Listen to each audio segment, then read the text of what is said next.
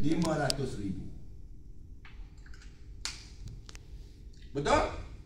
Sekali lagi, Fida punya anak paling kecil berapa tahun umur? 7. Risau. Kalau korang bercakap dengan orang yang ada duit tapi dia dah berumur, dia risau anak yang last. Macam saya lah, anak yang last, Anwar. Milik siapakah anak aku? Dah. Kita risau, adakah kita masih kuat bekerja untuk jaga dia? Betul?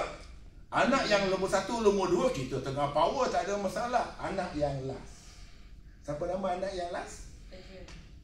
Katakanlah dia pun sama juga ada kedai, saya minta RM50 untuk nanti Adrian ada RM500,000. Dua kegunaan. Pertama, bagi dia the best education.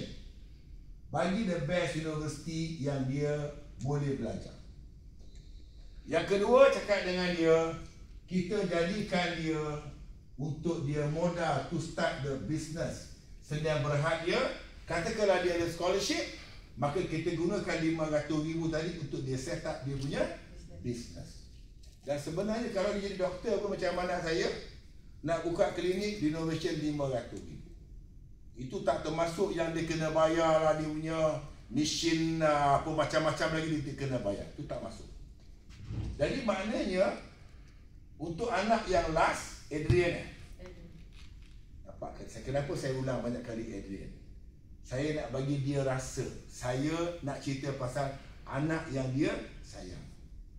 You ulang 3 kali, kita akan rasa macam, oh you ambil berat juga Adrian, padahal saya tak kenal pun Adrian. Tapi dia boleh rasa, sebab kita sebut Adrian, kita tak nampak. Dia sebut Adrian, dia akan rasa sebab 9 bulan dalam kandungan dia. Dia melahirkan dengan segala komplikasi dia, yang kadang-kadang dia tak cerita pun. Macam man, 18 jam. Pika tu, dia macam apa tau? Macam nyanyi lagu Pika tu berpusing-pusing, berpusing-pusing, berpusing-pusing 18 jam. Doktor tu boleh tengok 2 game bola sementara tunggu dia bersalin.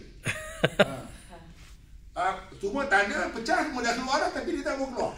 Dia pusing-pusing tak mau keluar. 18 jam.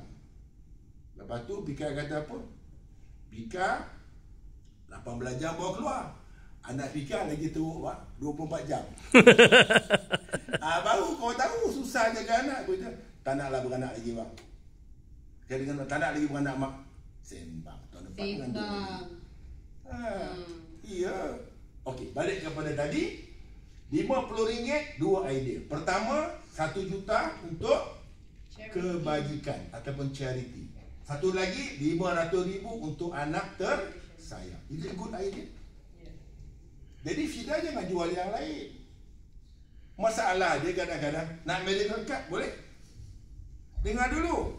Boleh, tak ada masalah. Syarat itu nak ambil salah satu ni, baru saya bagi you free medical card. Saya bagi you medical card, bukan free. Baru saya tak jual hanya medical card. Saya akan bagi yang ni sekali dengan medical card.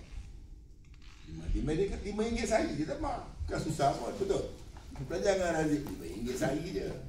Yang ini yang serius RM50. Jadi apa akan jadi dengan cikgu?